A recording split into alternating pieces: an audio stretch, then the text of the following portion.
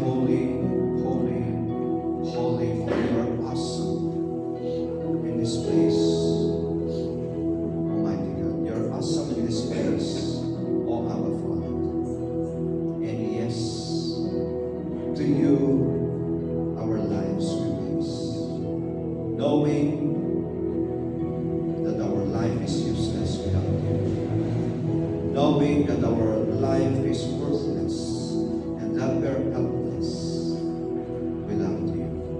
Thank you for being our God. Thank you for your love, for your mercy, for your grace. Thank you for saving us. Thank you for the gift of life. And this morning, once again, here we are, O Lord. We want to listen from you. And so help us. Open our ears, our eyes, our minds, our hearts to your truth.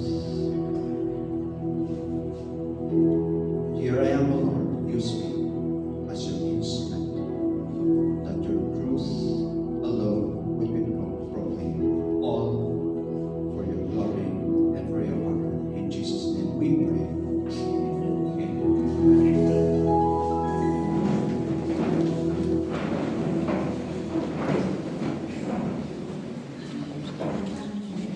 Magandang umaga po sa ating lahat. Nakikita niyo yung projector dyan sa bandang ito. Kasi may mga upan pa dito sa harapan. Para maalala niyo kung ano yung last topic natin. Last Sunday.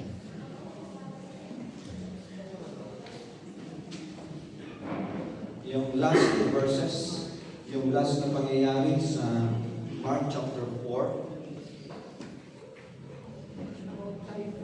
about typhoon, about storm. So nakita natin dito that Jesus reveals His power. He demonstrated His power over nature. Nakita natin yun. So, meron siyang directive, anong sabi niya? Let us cross over to the other side. So nandoon sila sa Capernaum, sabi nila, punta tayo sa kabila. At pagpunta nila sa kabila, they have to cross the Sea of Galilee. Now, minsan, pag may directive, let us cross over. And probably, merong instances na sasabihin ng ating Panginoon, move out of your comfort zone and let us go somewhere else for you to minister. Di ba? So, ganun actually yung nangyari. Pumunta sila doon dahil meron sila gagawin. Pero along the way, nandoon yung storm. Nakita natin may storm, di ba? Tulog pa nga ang ating Panginoong Hesus, ang sarap ng kanyang tulog. Pero merong unos. And probably there are instances when the Lord will say, go to this place and minister. Go to this place. There will be challenges. Pero kagaya ng pangyayari, the moment that we call upon the Lord, He will respond and He will command the waves, the wind to be still, including whatever challenges we will be meeting along the way. So nakita natin dito na ang gusto niyang tingnan natin ay ang ating pananampalataya. It is actually a teaching about faith and obedience. Kasi ito yung tanong niya, why are you so fearful? How is it that you have no faith? Takot kayo. Saan ang inyong pananampalataya? Ano ito? Ha? Ano to? Sementeryo. Paano po? Sino takot na pumunta sa sementeryo dito? Takot kayo? Hindi? Hindi kayo takot? Paano kung pagpunta nyo doon may sumalubong sa inyong ganito? Lumabas sa loob ng isang pangalan doon, Nixon. At bilang, whoa! Ano ang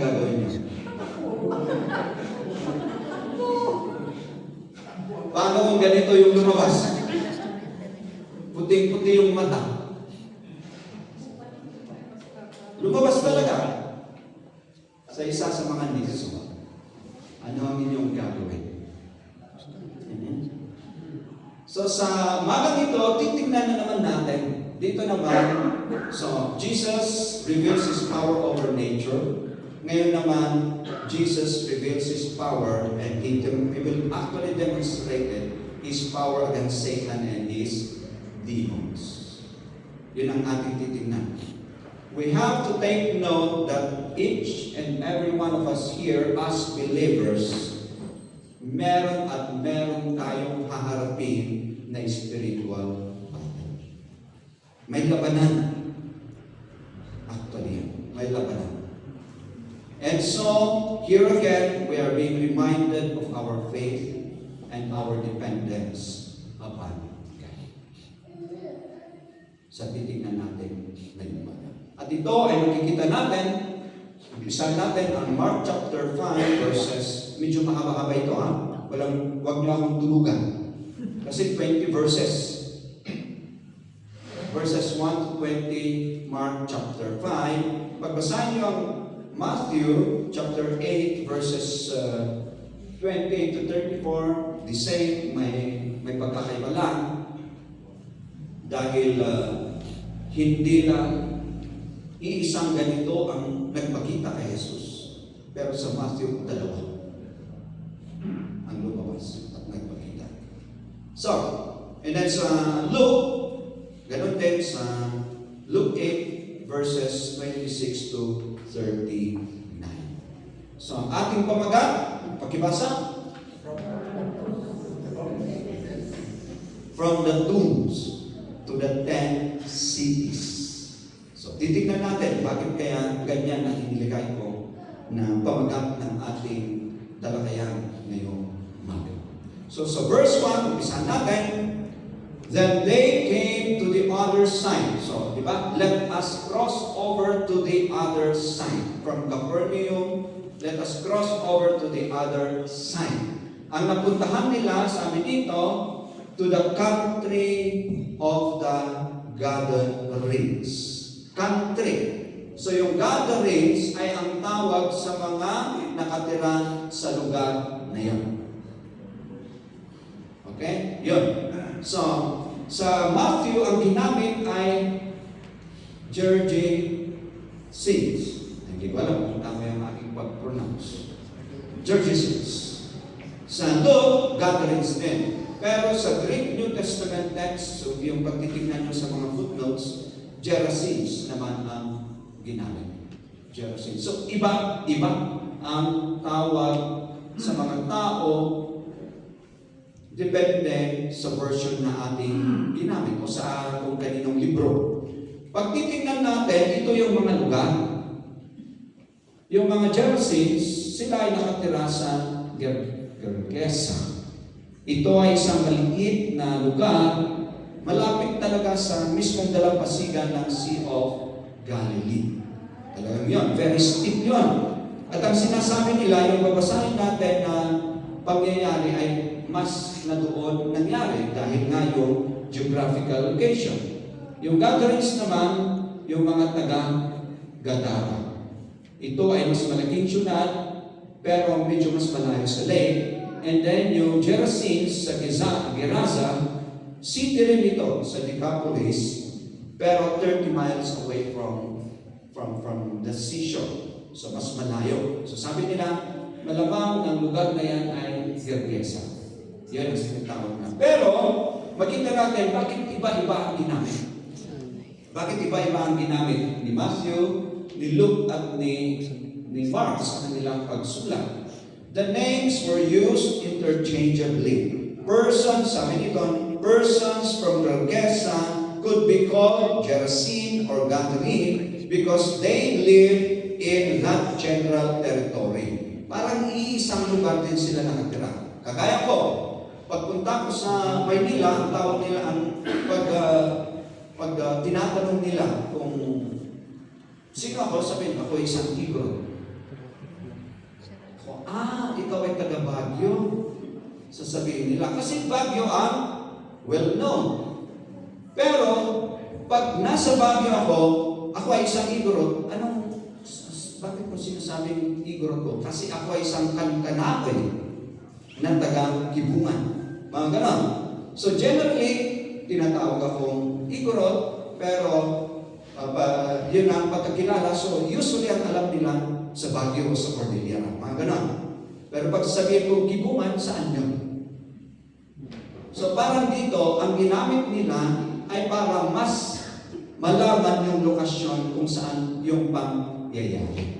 Pero iisang lugar, Cordillera o sa Benguet, pero pag Benguet kasi may mga Ibaloy, may mga Kananay, mga ganun. So, yun ang so interchangeable yung kanilang paggamit. Pag sinasabi nila, Jerasin yan, sabi nila, Gadara yan. Mga ganun. So, ganun din yung paggamit. So, walang problema sa iba't ibang version. Tuloy natin sa verse 2 hanggang sa 5.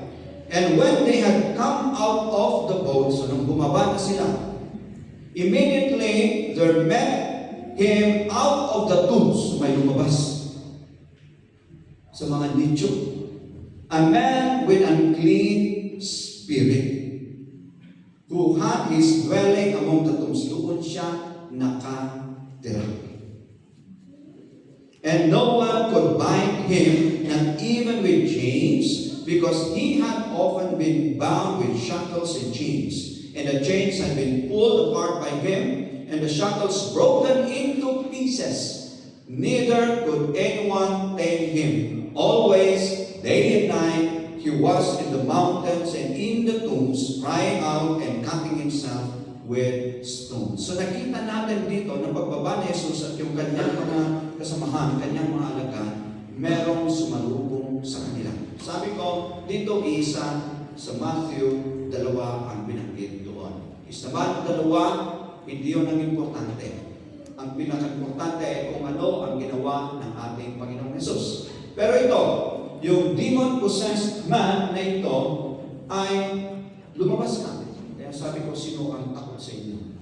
Paano kung may biglang lumabas at sumalubong sa inyo? Ano ang inyong gagawin? Tatakbo kayo? Sisigaw kayo? Kasi dito talagang he came out of the tomb, doon siya nakatira, at makita natin na kahit siya ay ikapos gamit ng tanikala. Kahit na siya ay tanikala, pati yung kanyang mga paa ay talagang nasisira niya. So makita natin na dahil na siya ay inalian ng masamang spirito, meron siyang extraordinary na lakas. Yan. Ngayon, dahil dito, kontrolado ng demonyo ang kanyang pamumuhay. Kontrolado siya. Makita natin dito, wala siya sa tamang kaisipan. Physically, hindi na siya naliligo, hindi siya nagpapagupit, madumi. Wala pa siyang damit. Ganun yung kanyang itsura. So pag yan ang tao na nakikita natin, ano ang usually na reaction natin? Nilalayuan natin, di ba? Takot tayo. Ayaw natin sa tao yan. Ganun ba tayo? O inaasikaso natin? Kasi dito, makita mo, sinubukan nila na i-control, hindi nila na-control. Hindi. At talagang, delikado siya. He is actually not behaving properly. We are not safe with him. Di natin alam. Baka bibigyan natin ng pagkain. Nakangiti lang, maya-maya, paano kung ipupukpok sa atin kung ano. Kasi he is not in his normal state of mind. So makita natin that a person who is possessed by the demon, by Satan and his demons, destructive yan. Destructive, delikado. Pero bakit kaya yan ang nangyayari sa tao pag siya ay demon possessed? Kasi si Satan, ang tawag sa kanya, ang daming tawag sa kanya. He is the ruler of this world. He is the God of this world. He is the prince of the power of the air. He is the father of lies. Physically, hindi ka man. He will not attack you physically, but he can deceive you. Magsinungaling siya sa inyo, ikaw ay mapapaniwala because he is the father of lies. He can ask you to do something and you believe that it is for your own good, but eventually hindi pala. Because you are being controlled. He is a roaring lion seeking someone to devour. A roaring lion. Ruler of the demons, the wicked one, accuser of the brethren. Araw-araw ina-accuse tayo sa harapan ng Diyos. Si ganito, si ganito, si ganito, si ganito. He's accusing us. Destroying us. Saying a lot of lies about us. Yan ang demonyo. So if you are under the power, under the control of the demon, you will not be acting normally. You will be dangerous. Ayaw ka ng tao. And it will destroy you. It will destroy you, including your relationship with other people. Yun ang effect. Ngayon, may mga nagsasabi that if you're a true born-again Christian, because the Holy Spirit lives in you, you can never be possessed by the demon. Kasi ang banal na Espiritu na ang nasa atin. So, hindi pwede na dalawa ang titira sa atin kung ikaw ay totoong mananampalataya. Pero, alam natin, nasabi natin kanina, if you're a believer, you are still facing a spiritual battle. Meron pa rin yan. Because from outside, you are being attacked by Satan and his demons, his followers. Ina-attack ka pa rin, araw-araw yan, kaya nga may labanan eh. Meron yan. So from the outside, it is not really from the inside, since the demon cannot possess you, but the demon can influence you, can oppress you, can tempt you. Maalala niyo yung ginawa ni Satanas? Nung dinala ng banal na Espiritu ang ating Panginoong Jesus sa ilang, that He tempted Jesus 40 days sa desert. So attack from the outside. The enemy will also try still to attack us, to influence us, to oppress us. Kaya nga sabi doon sa 1 John, ito yung gagamitin ng kaaway. Para tayo ay ilayo, para tayo ay sirain. Take note, the demon can still destroy us by influencing us, by attacking us. Lust of the flesh, the desire of the flesh. Gagamitin yan. Desire of the eyes, the pride of life, gagamitin. Ano ang mga instrument ngayon na parang gagamitin ng kalaban para tayo ay sirain? Influence. Ilan lang ito. Yung ating mga gadget, yung ating social media. Ilang oras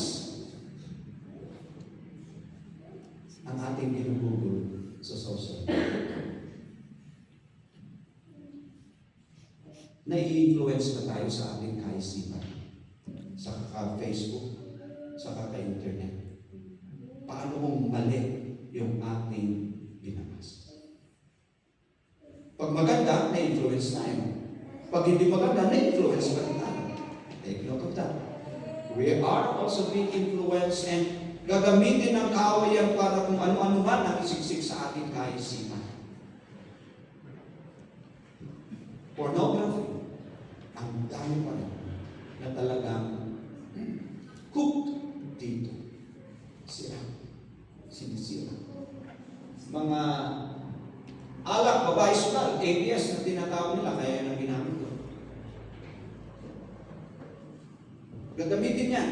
Dangerous drugs. Ngayon, ang daming mga nakakasuhan dahil sa dangerous drugs.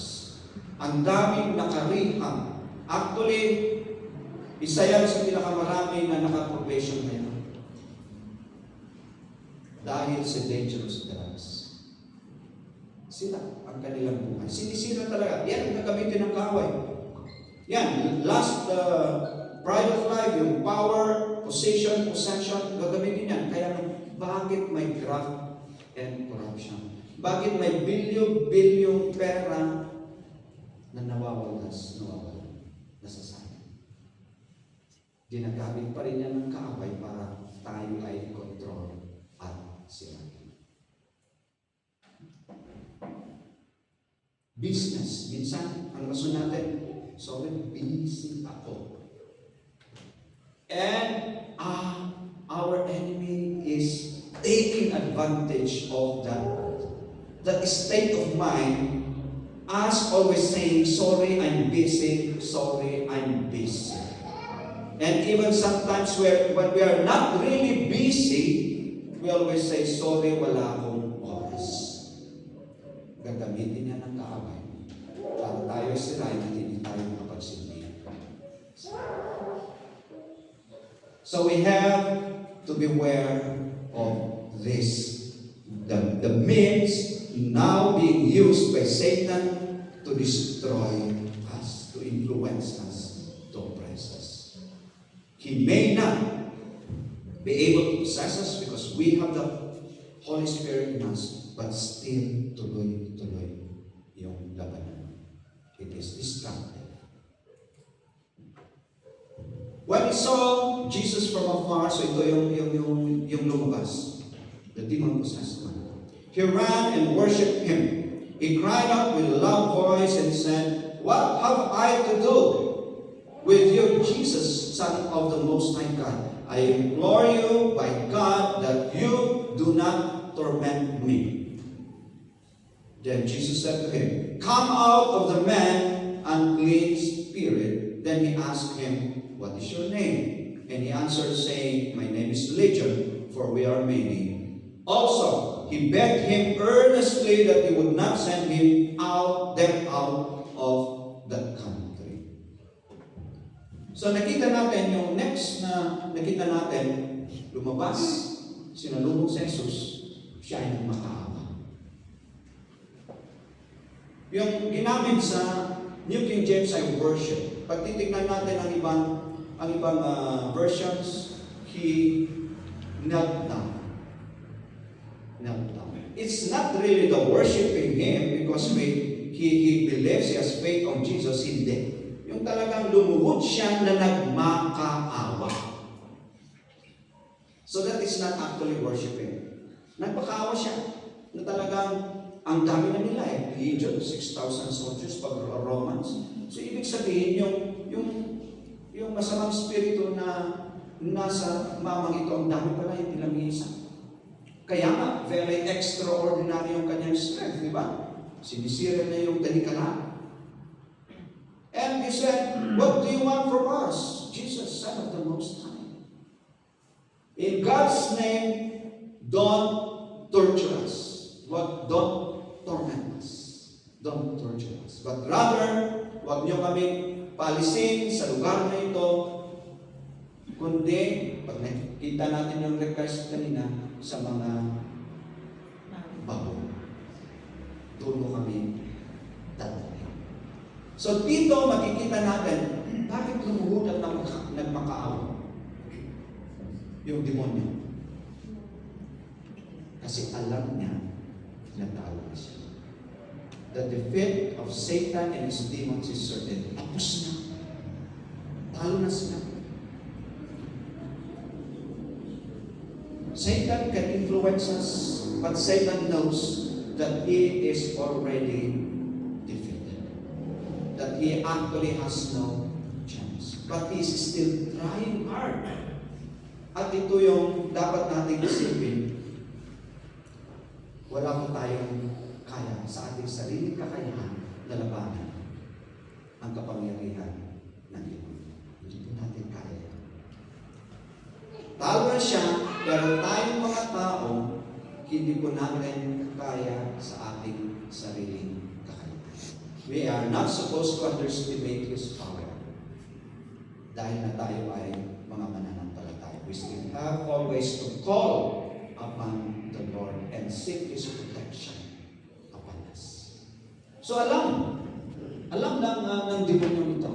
The demon knows that he is already defeated. It's already a given. Tapos na. Pag titignan natin ang mga verses na ito, makikita natin, he has already, the devil and his angels and his demons are already judged. And they know that they have a short time. Alam nila na konti na lang ang oras na naiiwan para sa kanila. Kaya nga, nagdo-double time din sila. And they know that on Judgment Day, he and his demons will be cast out into the lake of fire. They know, kaya nasabi niya, what have you do? Bakit ka nandito? Anong pakay mo sa kanila?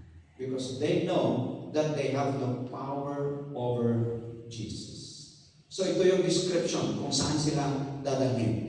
Everlasting fire already prepared for Satan and his angels. Ang lugar na yan, judge na sila, tao na sila, ang lugar pa ay naka-prepare na sa ngayon.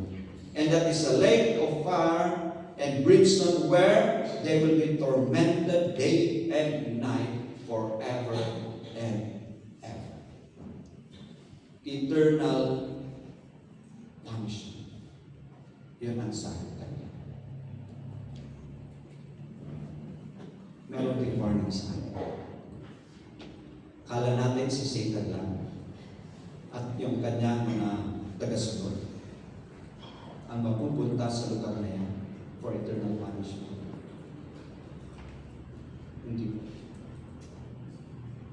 That's why he tries to destroy us. He tries to control us. He is already defeated, but he wants others to join him. Sabi dito, anyone not found written in the book of life was cast out into the lake of fire. Hindi lang siya at yung kanyang mga fallen angels na mga kasama, pati mga tao na pangalan ay hindi nakasulat sa aklat ng buhay, pareho natin. Eternal punishment.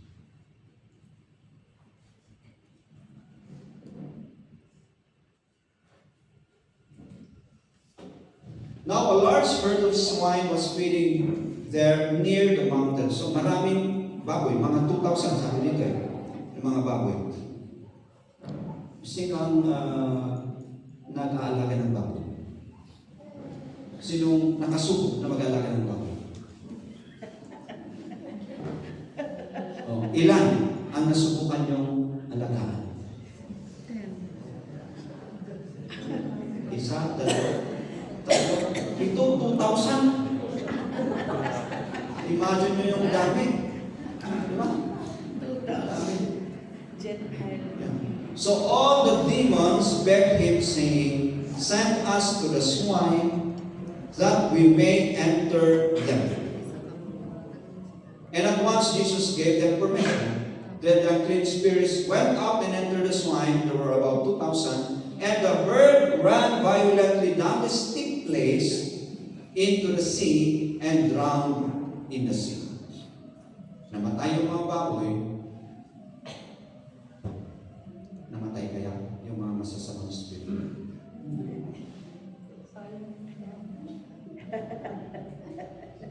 Wala pa yung judgment day para sa kanila. They went to the abyss. So the demon-possessed man was freed by Jesus. He was liberated from being possessed by the demon.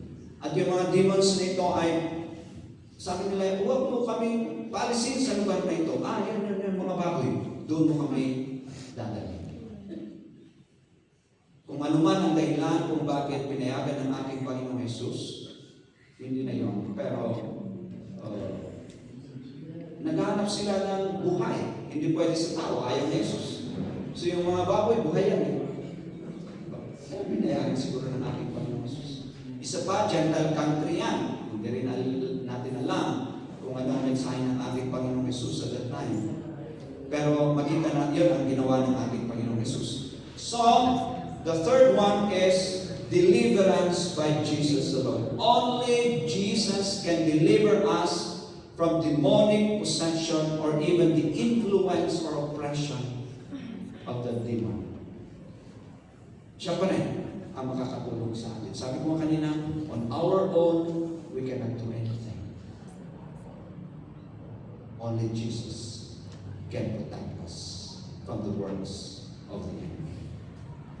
Why the pigs? Sabi ko, we really don't know. There's no clear explanation. Pero yun yung mga animal na buhay at that time na pwede nilang puntahan. Kasi ang mga demonyo nila, naghahanap sila kung saan sila pwede titira. Yung buhay. Jesus has the power to free us from the work of Satan. And pag titignan natin sa Acts chapter 10, yung mga ginawa ng ating Panginoong Jesus, including healing those oppressed by the devil. This has something to do with us also being transformed. Kasi dati-dati, bago tayo mananampalataya, we were actually under the ruler of this world, the God of this world. Sino ang ating kumukontrol actually sa ating buhay? Sino ang nag-i-influence sa atin? And the man was transformed, as we will see later on. Nakita nila, he was sitting, he was already clothed, and he was already in his right mind. And alam natin bakit si Jesus lamang ang pwede mag-deliver sa atin. Kasi yun talaga ang kanyang gagawin. He came to give us life. The devil comes to steal, to kill, to destroy, but He came para tayo magkaroon ng buhay. Hindi lang basta buhay, but a full and abundant life. Yan ang sabi doon. Pagbabasahin natin ang Ephesians chapter 2, kahit hanggang sa verse 9, makita natin that salvation is still by grace through faith. Pero ito yung kanyang ginawa. He made us alive. We were dead in sin. Patay po tayo sa ating kasalanan. But He made us alive. We were by nature children of wrath. Dapat tayo ang may pato sa cross. Dapat we are supposed to suffer the consequences. Be punished because of our sins. And yun nga yung dati nating buhay. Once lived according to the ways of the world. Noon, namumuhay tayo ayon sa prinsipyo, sa pananaw ng mundo ito. We were controlled by our flesh, by the desires of our mind. Pati heart, kung ano-ano. But Jesus, like this demon-possessed man whom He freed, can also deliver us from the power of sin. Only Jesus can deliver us.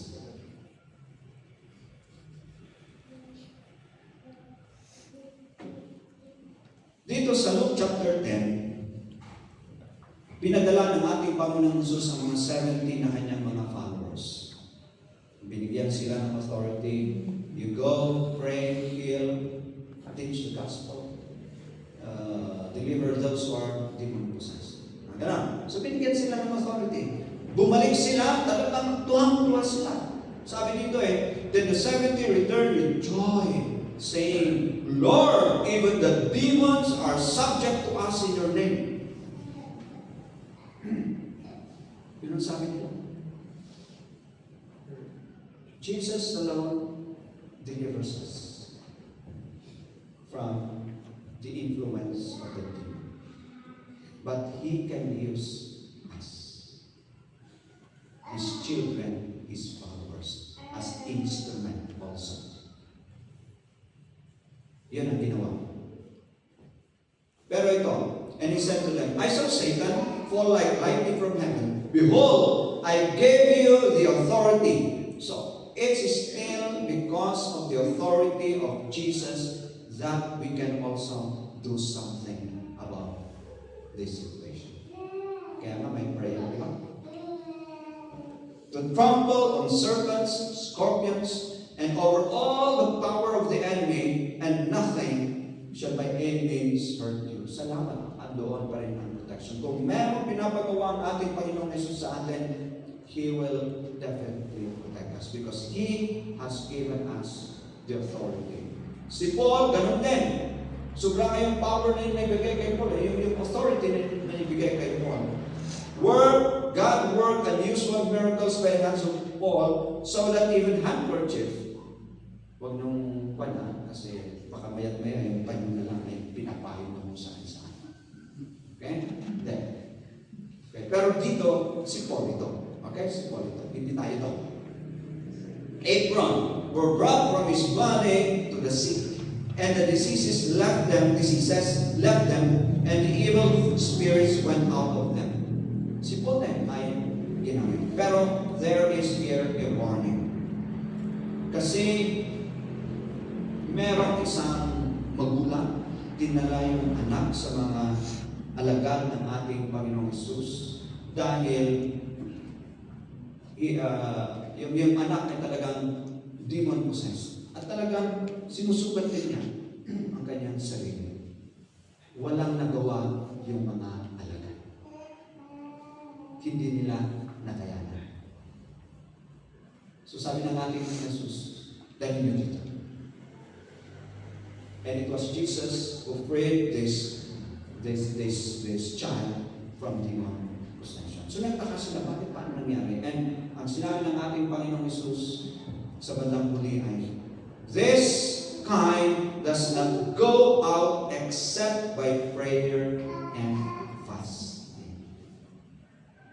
Hindi po basta-basta nasasabak tayo kung merong evil spirits sa isang lugar.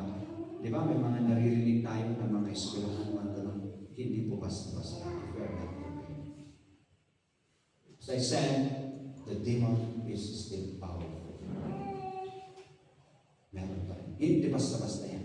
Wala pa akong sariling karanasan, pero may naririnig ako na may mga iba na hinahawakan lang, pero prepared talaga yan. Prepared sila. May mga iba na kahit anong gagawin, walang magagawa. So, if you are gifted, if God will give us this authority, still we have to continue praying and fasting so that we will be effective. Okay? And then, next verses. So those who fed the swine fled, and they told it in the city and in the country, and they went out to see, so yung mga tao na yung pinagsabihan, they went out to see what it was that had happened. Then they came to Jesus and saw the one who had been demon-possessed and had the legion sitting and clothed and in his right mind. And they were afraid. And those who saw it told them how it happened to him who had been demon-possessed and about the swine. Ito yung kanilang reaction. And they began to plead with him, with Jesus, to depart from their region.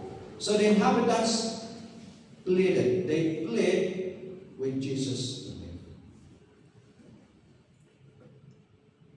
Nagmakaawa sila na umalis ang ating Panginoong Jesus sa kanilang lugar. Nalaman nila yung ginawa ng ating Panginoong Jesus. Nakita nila yung dati na demon possessed. He is already in his right mind. May damit na siya. He was acting normally. He was sitting. He is back to his normal state. Pero ito, they became afraid and pleaded with Jesus to depart. This is the danger of lack of knowledge. Pag hindi po natin kilala ang ating Panginoong Jesus, kahit ano ang kanyang gagawin,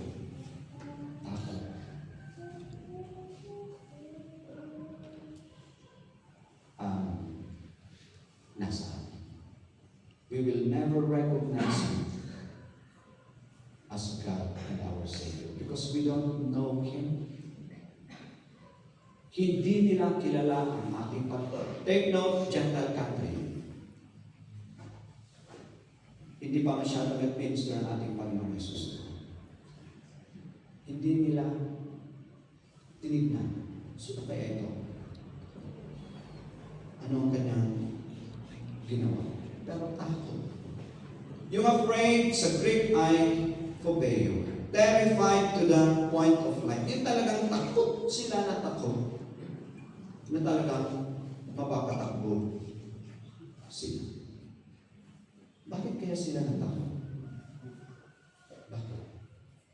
May nabasa ako na kanilang paniniwala na yung nagko-control sa mama na yan, sa tao yan na demon possessed.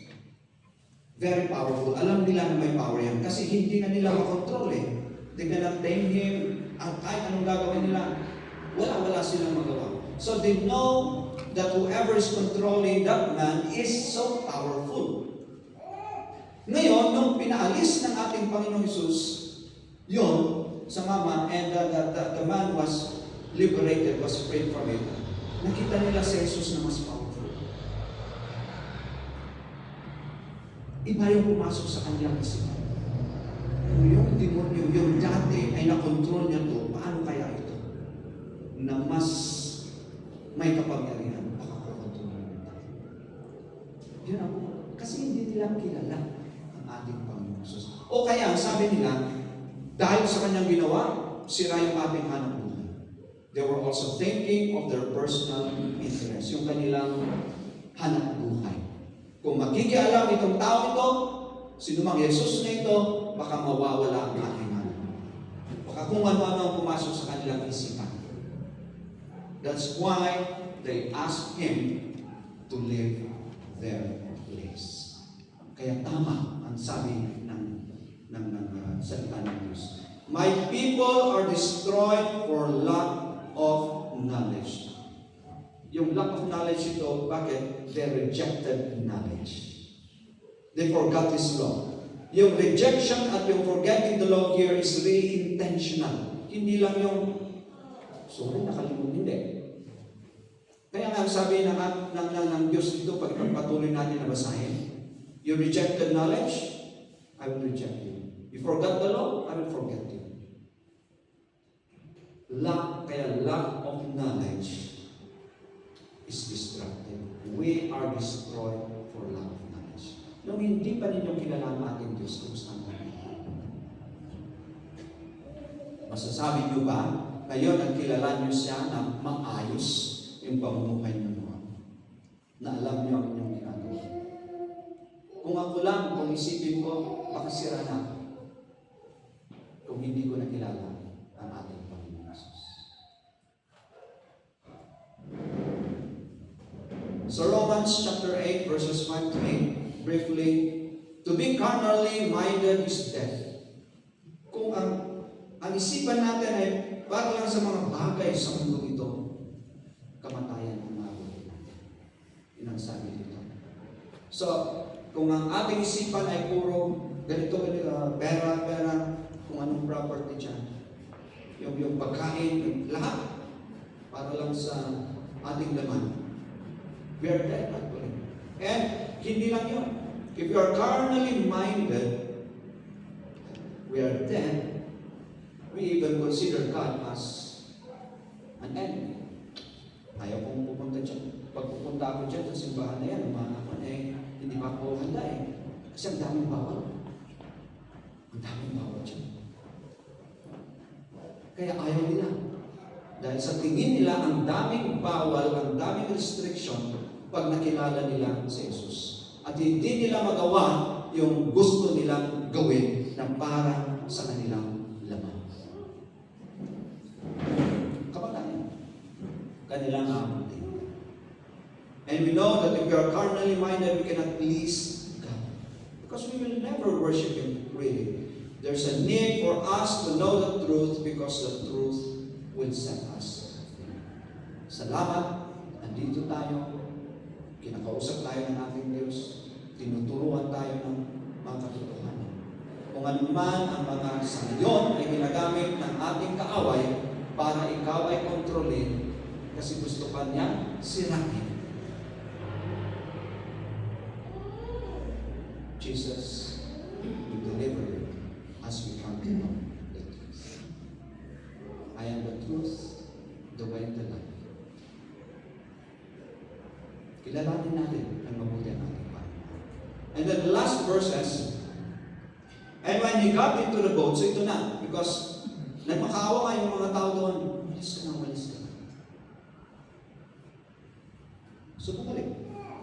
When he got into the boat, he who had been demon-possessed, so yung tao na kanyang sinave from demon possession, begged him that he might be with him. So sabi niya, sama na ako sa iyo. Ito ang sabi ng ating Panginoon Jesus. Jesus did not permit him, but said to him, go home. Go home to your friends. Tell them what great things the Lord has done for you and how He has had compassion on you. And he departed and began to proclaim in the Decapolis all that Jesus had done for him. And all marveled. Man proclaims all that Jesus did for him. Nagmakawa siya sa ating Panginoon Jesus, sumama ko, hindi pinayagan ng ating Panginoon Jesus. Meron siyang pinagawa sa kanya. He obeyed and did what Jesus told him to do.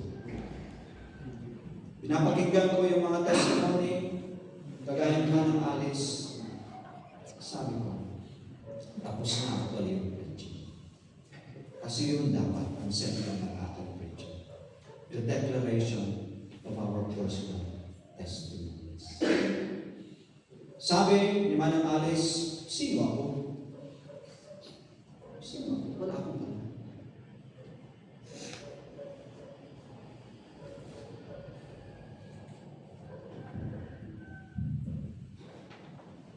Decapolis, the 10 cities, from the tombs to the 10 cities.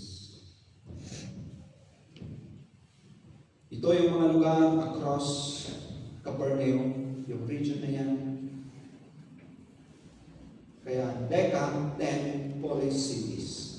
Gentile country ko yan. Yung mga lugar, andyan, huwag ko nang basahin, hindi ko rin mabasa lahat. And then, pag titignan natin sa Mark chapter 7, pumunta ang ating Panginoon sa area na yan, sa Decapolis. Pumunta siya. Eventually. At doon din nangyari yung the feeding of the 4,000, iba yung the feeding of the 5,000. Sa area na yan. Paano kaya nangyari? Na nung una, nung pumunta si Jesus, they pleaded that He will depart from their place, that He will leave. But when He went back, He was welcome, and many people, in fact, gathered together to listen to Him. Dahil sa ginawa ng isang tao. The man with the tomb. He went to his friends. Sinabi niya kung ano ginawa ng Diyos sa kanyang buhay. Yung compassion, yung pag-ibig niya. He went to that area, Decapolis, and proclaimed what Jesus had done to him. And all marveled. Ginamit siya ng ating Panginoon Jesus.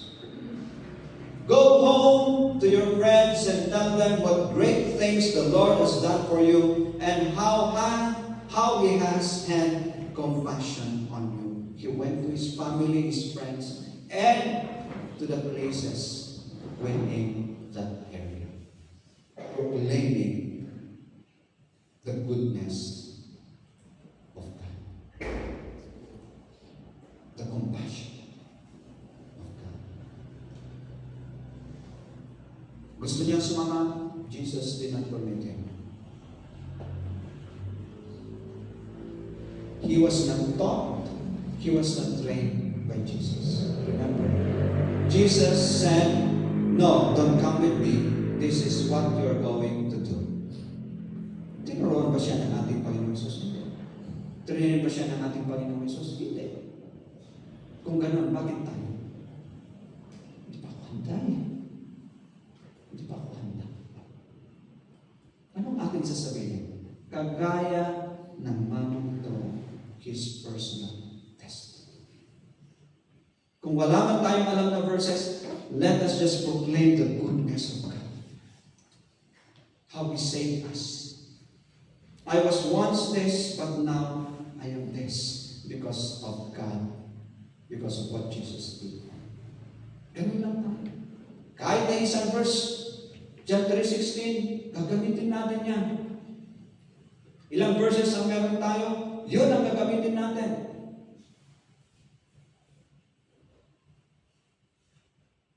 Huwag na tayo maganda. Go to your friends. Tell them what I did to you. Tell them my compassion. Tell them. Yan ang sinabi ko. Tell them the great things the Lord has done, His compassion on you. Tell them. Hindi ko sinasabing hindi tayo maganda. No, I'm not saying that. What I'm saying is, kung meron na tayong chance at kailangan man gagawa tayo, gawin natin. Kagaya ni Manang Alice, ano to? Anong gagawin ko? But God has already prepared. Pumunta sa lugar, may pastor na, pati ko alam. Nag-umpisa sa Madayman sa kanyang family, may pastor na ginamit na mag-preach. Hindi siya. But siya ang ginagamit ng Diyos. Meron siyang pinapagawa. Kung siya mag-organize, di yun. Kasi yun naman ang ibinigay na role niya. I-organize, magtawa.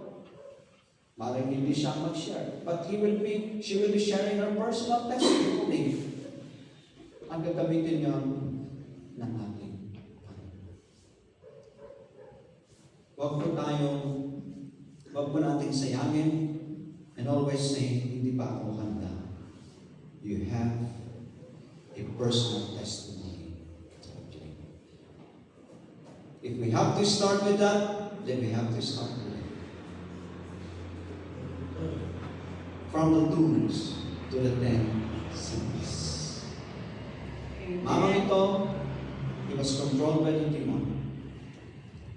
Yung dati niyang pamumuhay, nandoon lang sa sementeryo. Takot ang tao sa kanya, tinatakbuhan siya ng mga tao. Hindi ko alam kung may nagdadala ng pagkain sa kanya. Hindi ko alam. Pero, pag i-imagine natin yung kanyang situation, kawawang-kawawa siya. Kawawang-kawawa. And yet, from that condition, because of what Jesus did to him,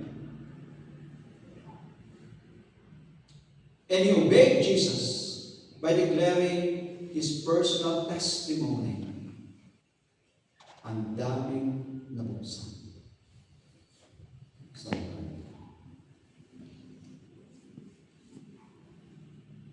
Ang daming nabuksan. Amen. Let us go and declare the goodness of God, His compassion, what He has done, what He is doing in our lives. And people will come to know God and glorify Him in everything that we do, in everything that we say. So, let us go. Our Heavenly Father, we praise and thank you. We might not know,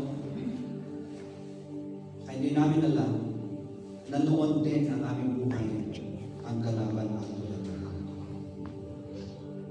Maring hindi namin nalalaman. Dahil ang tinitingnan namin ang aming sarili. But the moment that we always see ourselves and what we want, what this flesh wants, we are actually under the control of the enemy. And that was our old life. Thank you, Lord, for liberating us from this power from liberating us from the hold of sin. Thank you so much. Thank you. And yes, there is an assessment we always say, but what will we say? We're not prepared, O Lord. No, I'm God. We have to remember, lack of knowledge is dangerous. And so we have to reach out to our friends, to our relatives, to other people, so that they will also come to know you and that they will also receive. Help us, O Lord, to always remember that we have a personal testimony to proclaim. And that may actually be sufficient to save as your means